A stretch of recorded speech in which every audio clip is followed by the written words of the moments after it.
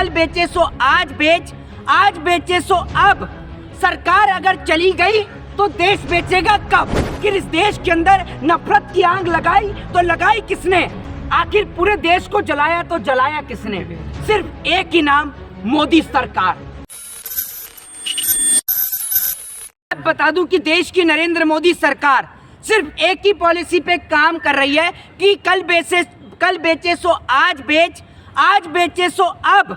सरकार अगर चली गई तो देश बेचेगा कब? सिर्फ हमारे देश की मोदी सरकार इसी पॉलिसी पर काम कर रही है। मणिपुर की हिंसा ने इस देश के अंदर इंसानियत और मानवता को शर्मसार करके रख दिया।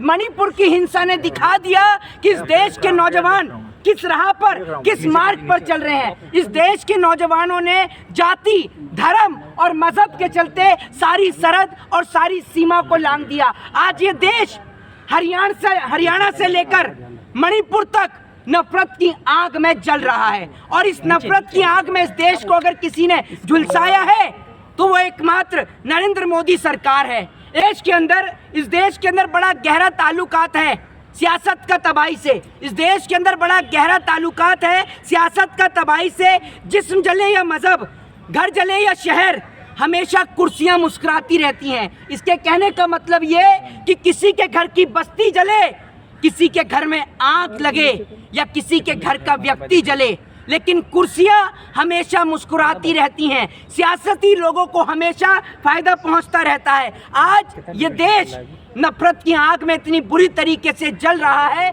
कि एक भाई दूसरे भाई के खून का प्यासा हो चुका है। कहने का मतलब ये कि जो हिंदू और जो मुसलमान के किस्से विश्व में प्रसिद्ध थे, जिन हिंदू मुसलमान की दास्तान, जिनके दिवाली और रमजान की दास्तान पूरे विश्व में पढ़ी जाती थी, वो आज दोनों एक दूसरे के खून के प्यासे हो गए। आखिर ऐसा क्यों? आखिर इस देश के अंदर नफरत की आग लगाई तो लगाई किसने? आखिर पूरे देश को जलाया तो जलाया किसने? सिर्फ एक ही नाम, मोदी सरकार, जिसने साल 2014 के आने के बाद इस देश को जलाने का काम किया। मैं आज उन तमाम हिंदू भाइयों को एक बात बताना चाहता हूं और उनसे पूछना भी चाहता हूं कि आप मुझे बताएं कि जब इस देश के अंदर कावड़ियां जगह जगह जल लेकर निकलते हैं सावन के महीने में, तो उनके ऊपर कहीं एक कंकर तक भी बरसाया नहीं जाता, जबकि उनके ऊपर मस्जिद से फूल की बरसात की जाती है। तो जब उनके ऊपर कोई पत्थर नहीं बरसाए गए तो शोभा यात्रा के अंदर पत्थर बरसाने वाले वो दंगाई, वो आतंकी कौन थे और वो आतंकी दंगाई कहां से आए? ये सवाल मैं देश की सरकार से पूछना चाहता हूं। तो सत्यपाल मलिक कह रहे हैं कि राम मंदिर पर भी हमला हो सकता है 24 से पहले। क्या उसी का ट्रेंड ये सब हो रहा है? देखिए, मैं आपको एक बात बता दूं कि मोदी सरकार अपनी कुर्सी पाने के लिए किसी भी हद तक गिर सकती है।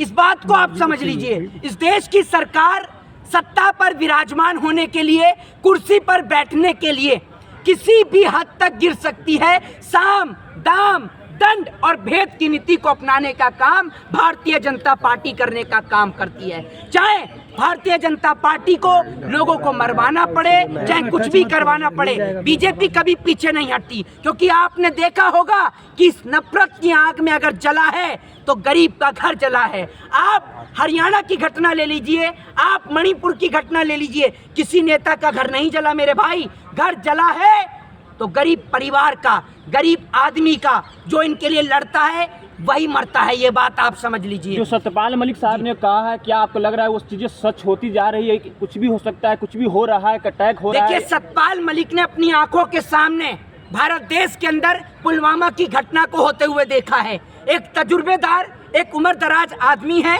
कई राज्यों के राज्यपाल भी रह चुके हैं, एक बड़ा अनुभव उनके पास है।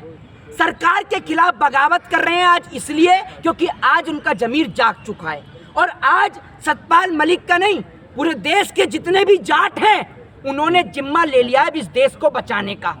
मैं आपको एक बात बता दूं, हरियाणा में दंगा हुआ तो उसको रोकने के लिए जाट सामने आए। आपने देखा होगा जिस तरीके से खाप पंचायत के प्रधान और मां खाप पंचायत के कोऑर्डिनेटर डॉक्टर ओम प्रकाश धनखड़ ने जिस तरीके से कहा है कि मेवाती हमारे भाई हैं और हम उनके ऊपर एक बूंद अत्याचार नहीं होने देंगे और जाट समाज के लोग इस हिंसा में शामिल नहीं होंगे। ये हिंसा प्रायोजित है। ये बात मैं नहीं, ये बात खाप पंचायत के कोऑर्डिनेटर डॉक्टर ओम प्रकाश धनखड़ जी ने ये बात कहने का काम लेकिन किया। जो है 100 करोड़ हिंदुओं की आस्था का सवाल है, तो ऐसे में इस तरह का बयान देना किस तरह से देख रहे हैं इसको? देखिए, मैं आपको एक बात बता दूं कि राम मंदिर लोगों की आस्था का प्रतीक था, है और सदैव बना रहेगा, ठीक है ना। जिस तरीके से भाजपा ने राम जी के ऊपर कब्जा करने का काम किया है, तो सतपाल मलिक ने जो ये बात कही है, क्या पता उनके कहने से अब भाजपा राम के नाम पर वोट ना मांगे।